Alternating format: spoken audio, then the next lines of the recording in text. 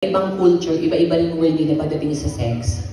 Oo, pagdating sa make love, mga ganyan. Yung mga Pinoy kasi mga tamad yan, karamihan.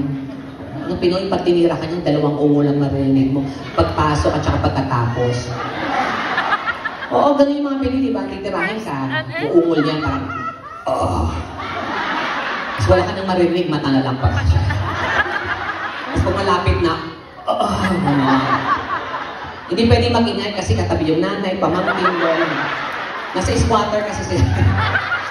So, syempre nag-ingay ka, nanay mo, katabi mo, shit, ang sarap mo na gano'n. O, di minura-mura kayo, di ba?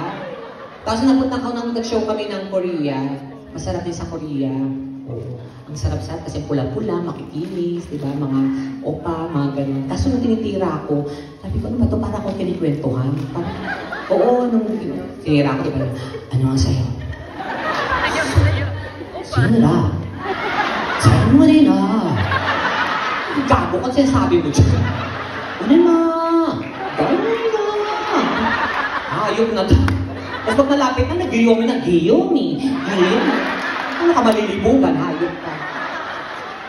Pero nag-show kami sa sa Amerika. Sa mga ganyan. Doon ko naranasan talaga. Yung mga puti, iba pala talaga yung mga ganyan. You know, like, you guys, they're different. Yes, when you like that, Oo, kasi na-try ko yung puti, half Italian, half something parang gano'n. Binanatan ako, iba, pagpasok pa lang, yeah, babe, gano'n! Oh, yeah, chef. Oh, yeah, I like it, babe, gano'n! Oh, yeah, I love you, babe, you're so tight, I'm like, fuck shit, gano'n!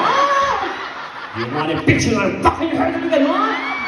Grabe talaga, yung shit, kasi tinuloy-tuloy niya, nabigla ako, oh yeah, yes, oh fucking shit! You like it, oh my shit, I'm fighting now! Come on, shit it up!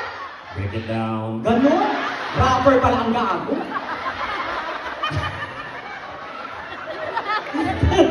Ano to? Sabi ko.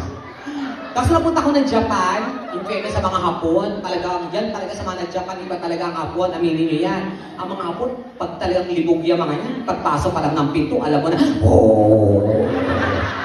ano itong away? Tapos pag tinira ka ng mga Hapon, kakaiba din talagang pagpasok ka, shit! Parang grabe yung kadyot, di ba? Parang, mapapagano ka na. Another shit! Another shit! Nakatitiran ba ako, pinapagalitan? Oo, tapos pag malapit ako, tapos siwata naman ang laser sword!